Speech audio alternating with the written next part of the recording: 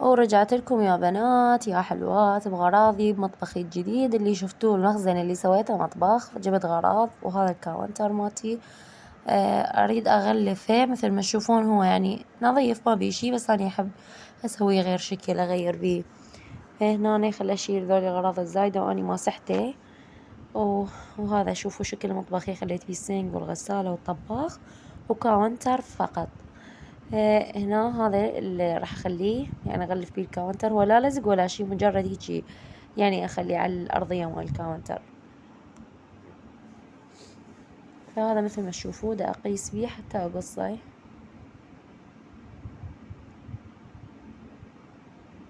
راح اخلي هذا اللون شوية لان ارتب، ما ادري الابيض مو حيل سويت عليه حتى ينطي منظر للكاونتر احلى. هذا اخذت القياس مالته وراح ابدي اقصه. يا رب ان شاء الله يا بنات كليتكم تتحقق امنياتكم وترتاحون ويصير عندكم استقلالية بجاه النبي والولي. بس حطوا لي لايك واشتركوا بالقناة. ايش حدا من عندكم اللايك؟ حطوا لي لايك ان شاء الله تعزلن كل كان ترتاحن.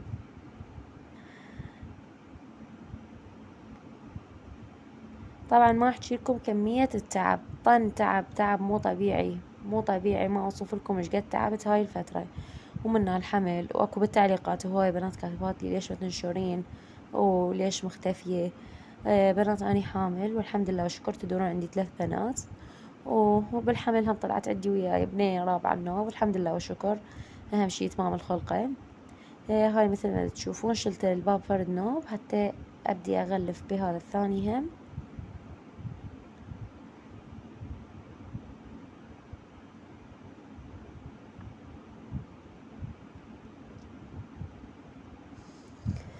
أني فكرت إنه أبدي أرجع أشتغل على قناتي بما إنه صار عندي وقت والحمد لله. وقتي كله فوق، يعني أنا عزلت بيت عيالي فوق ما طلعت من بيتهم. يعني صار عندي وقت هواية إنه أني أطبخ أكمل شغلي. الحمد لله أصلي أخلص اللي علي كله وبعد عندي وقت قلت أرجع أشتغل على قناتي. فهنا حبيت أشارككم كل شي. حتى ذا تصويري مو واضح، مدري يعني أحسه أظلم، كهرباء كانت مو موجودة، بعدني أني ما منظمة وقتي. فأهم شي شاركتكم يعني. فإن شاء الله من رايح أصور لكم كل شي. هذا اللايلون ما راح أقصه، يعني أخليه هيجي صاعد حتى أرتب الغراض. أنا طبعا أول ما بلشوا يسوولي بالكاونتر، العفو بالمطبخ، أني رحت لأهلي جبت أغراض كل شي اشتريت، ما خلي شي ما جبته. هسه راح أشارككم كل شي كل شي، أشوف لكم اللي اشتريته. إن شاء الله اللي تتمنى تعزل، اللي تتمنى هيك تكون يعني حياتها وحدها، جت الكهرباء بشهادة إن شاء الله يصير عندها هيك، يعني حتى لو مطبخ بسيط هي تقدر ترتبه بنظافتها وبترتيبها، تقدر تسوي جنة مملكتها. طبعا هو والمطبخ هو أني أعتبره من أحلى يعني شي بالبيت.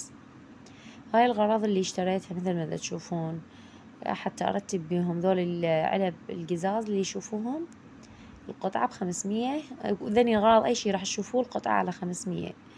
فهنا أنا بديت أرتب هاي الجدرية، أخذتها حتى أخلي وحدة ببطن الثانية. طبعا ما غسلتهم ليش؟ لأن بعد البواري ما مشكلتهم، فراح أخليهم يعني هيك، وأي شي طلعة أستخدمه يعني أغسله يلا أستخدمه. هيجي فكرت بين ما يصير البواري بين ما هاي ياخذ من عندي وقت كلش، فقلت أخليهم أصفطهم وأي شي أطلعه أغسله يعني. فهاي الجداري من ماما، وهذه الطاوة هم من ماما ينطاها العافية.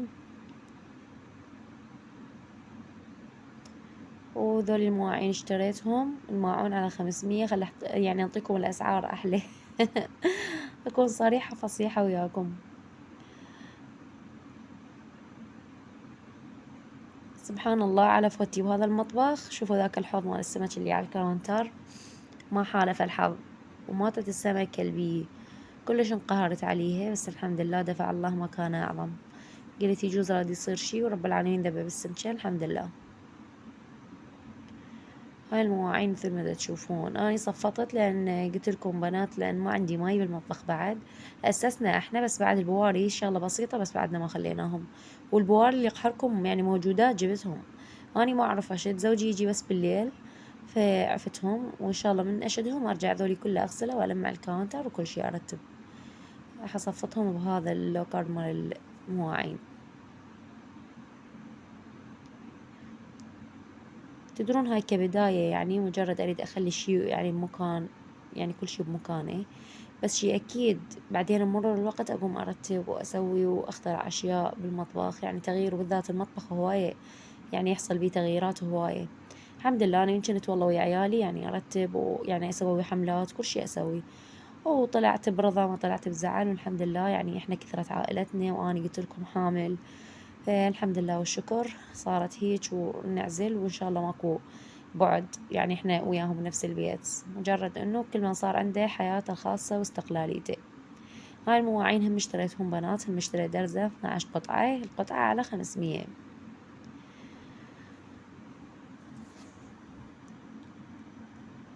شنو احكي لكم، ايدي ايش قد توجعني هسه من هيجي اخلي ماعون ولا من ارفعهن، يعني هاي الفترة كلها تعب مو طبيعي. تخيلوا ينزلون العمال هم اقاربي، يعني اقارب من اهلي، فهم ينزلون مثلا نصب لهم غدا، اني اصعد انظف الم انقاض، بين ما يخلصون غدا يصعدون يلقون الشي يعني منظف ومرتب.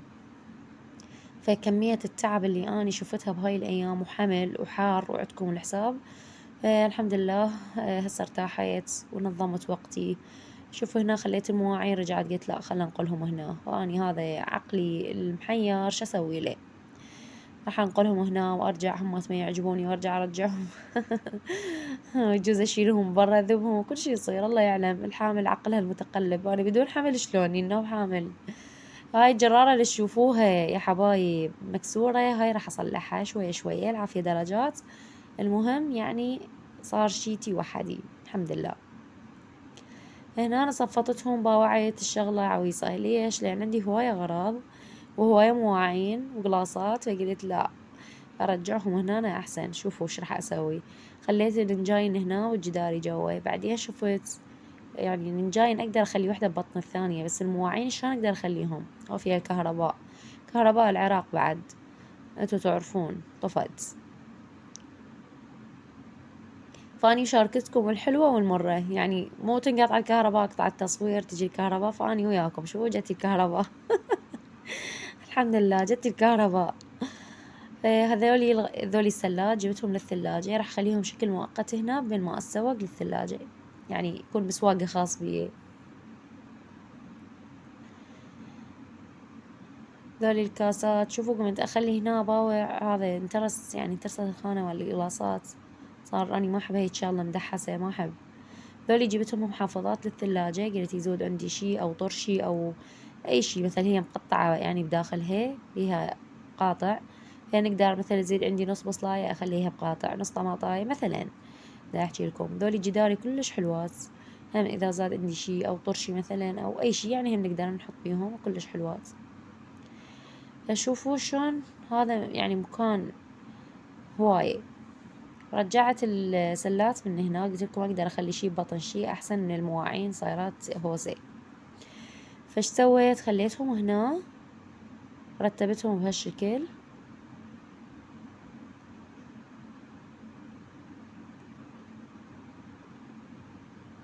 هيجي افضل شو تقولون؟ وبعد اني طبعا شي اكيد يوميا اغير وارتب، بعد هو شي على ايدي راح يصير وما حد يشاركني بيه، فيبقى على ايدي واني ارتب بيه ان شاء الله. هوني من جرت ويا عيالي ما مقصرة، والنوب هسه وحدي اكثر شي اكيد.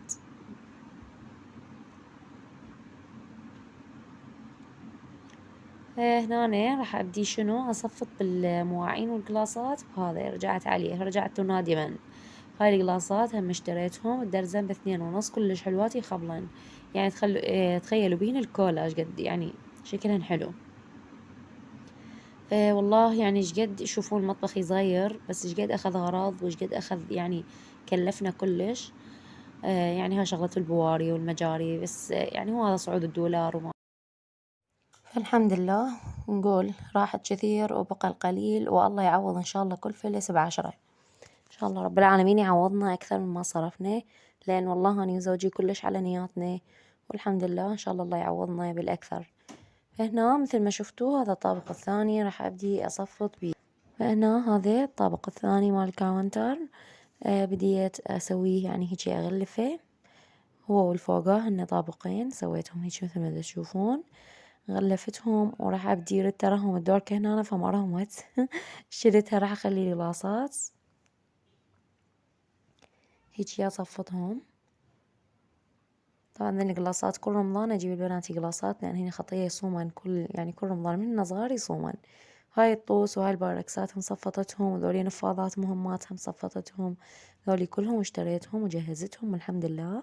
طبعا أحلى شي عندي هاي علب البهارات كلش تخبل، وشوفوا شلون كل علبة إلها يعني لزقة. شوفوا مثل هاي علبة الكركم هاي لوحة بيها جميع الأسماء، هذا الكركم لزقته بيه. شوفوا شكلها شقد حلو يخبل كلش حلو. طبعا هي أهم شي الترتيب، شنو فايدتها كبيهني كومن غراض وما يرتبن، فهي يعني أهم شي أني ورأيي إنه أرتب، ومن أرتب أقدس هذا الشي اللي أرتبه أني بعيني وبعين نفسي، ويعني أهم شي أني تكون يعني نفسيتي مرتاحة من هذا الشي. شوف مثل هذا السماق هذا جوادية هم سماق، أريد أخلص كل هاي الحملات والهوسة والتجئ النفسي. شوفوا لا أظافر بقت عندي، بشرتي تعبت، نفسيتي كلها تعبانة، أريد ألتجئ النفسي التجاء تام. فبنات شنو تحبون يعني أصور لكم روتينات شي، اكتبوا لي بالتعليقات، وأني شي أكيد ما راح أقصر وياكم بما إنه عندي وقت بعد. هنا أنا شنو هذا فلفل يمكن فلفل أسود، هنا بهارات جدر طبعا أنا أول ما سوقت البهارات جبت، فبعدين رحت اشتريت العلب على عدد البهارات. هنا هاي بهارات الجدر ريحتها تجنن، طبعا شو احكي لكم اني احط بيهن واعطسن قد ما يعني ريحة وانا عندي تحسس. شوفوا بهارات دجاج،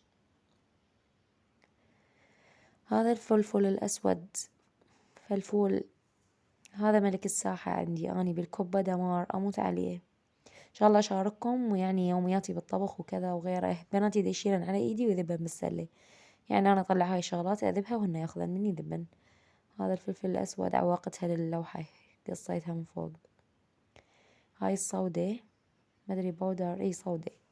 شوفوا ضرورية هاي اللزقة حتى واحد ما يتوهم يقعد يفتح علبة دا يشوف هذا شنو يرجع يراجع. هنا هذه صودة جبتها تفيد مثلا أريد أسوي فلافل، أريد أسوي حمص أسلقه هيك. شوفوا كلش حلوة قباها حلو مرتبة كلش عجبتني. شنو ال500 طز بيها. هذا البيكنج باودر، هذا البودر همات درته بعلبة. الحلو انه بناتي الحمد لله يساعدني، الف الحمد لله يا رب، ان شاء الله الله يجعلها من البارات، والحمد لله راح تجيني بنية رابعة والف الحمد لله. هاي ال- العلب طبعا اريد اخليهم كلهم يبينون بس بداخل الكاونتر، يعني نشوف انا وياكم وين نحطهن. هذا هيل صحاح اتوقع، شوفوا اني من صورت كلها مبينة العلبة بس بالمونتاج تغير كل شي. هذا الهيل صحاح ما خليته. شوفوا هاي المزهريات كلش حلوة، جبتهم واشتريتهم يتعلق بيهم يعني هيك شمشة او اي شي يتعلق بيهم كلش حلوات. هيجي مسمار كلش صغير بسيط ودقيتها يعني كلش حلوة صارت، فيتعلق بيها مثل موقاية مثلا. انتو شنو ببالكم تتعلقون يتعلق كلش حلوات هن. شوفوا شلون انا عكستهن وبناتي صحن ماما بالعكس بالعكس. ذول يم ايدي ظلن يعني يم الطباخ قريبات.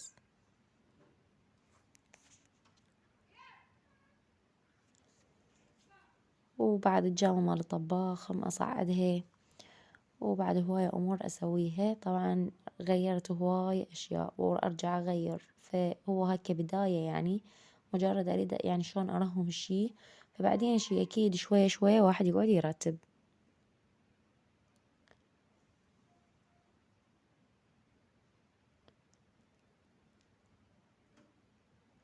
هنا جيت حتى اصفط العلب مال البهارات والقلاصات البقن والمواعين بقن هواي اشياء دا اخلص منهم. واخيرا شوفوا ظل عندي بودر وما اعرف شنو ما درته بواعد، قلت معقولة اني متوهمة ما جايبة علب. بعدين ورا ما عزلنا وهيج دا نعزل لقيت علبتين فتفور راحت من ذني القزاز اللي شوفتكم اياهن، فقلت يعني صدق 10 جايبة كلش كيفت. فصفطتهم همات يعني خليت فيها الغراض. وصفطتهن. وهذا القرنفل همات خليته بعلبة. القرنفل يفيد يعني بهواية أشياء.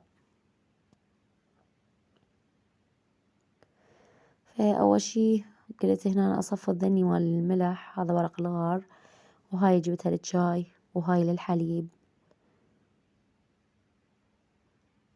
هذا شكلهن كلش حلوات. طبعا ذولي خواشيق هم اشتريت، جبت درزنين أصفطهم بالجرار.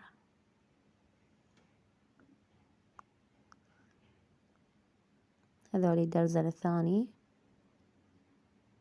بعدين قلت لكم أغسلهن من يصير عندي ماي بالمطبخ أبدي أغسل وأرجع، يعني مستحيل أستخدم شي بدون ما أغسله. وهنا شنو سجاجين، ما بي حيل أقعد أفتح عقب قص وذب، هيجي مال فاكهة مثلا.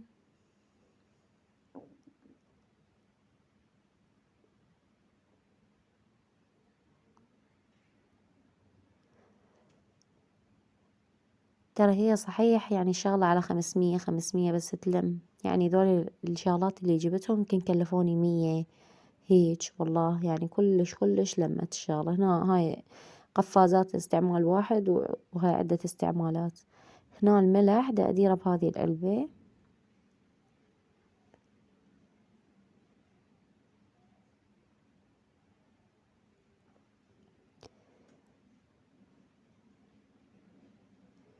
بس هاي الطريقة اللي خوش ألم بيها لأن يوقع.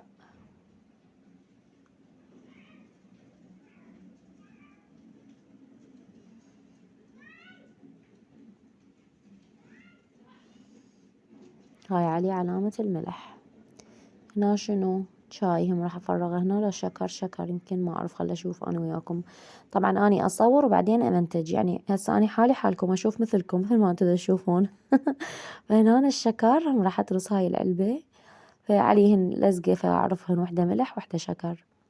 وترى ما كل الملح ما يصير بيه لمعة والشكر بيه لمعة، يعني نقدر نميز بينهم. ما عندي لزقة عليها اسم سكر أو شكر، ما عندي فما سويت.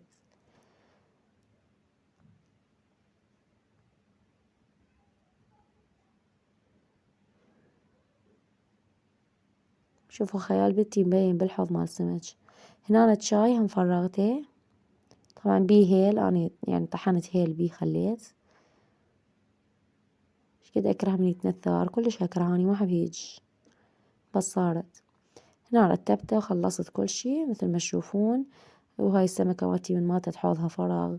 وهنا شوفوا الترتيب آخر شي كلش يعني تعبت، بس يستاهل التعب لأن طلع كلش حلو ونس. حتى يعني خواتي وأقاربي وبنات خالاتي والمقربين علي كلش قالوا لي كلش ونس مطبخك شي خبل أحلى من المطابخ اللي الضخمة والراقية وكذا.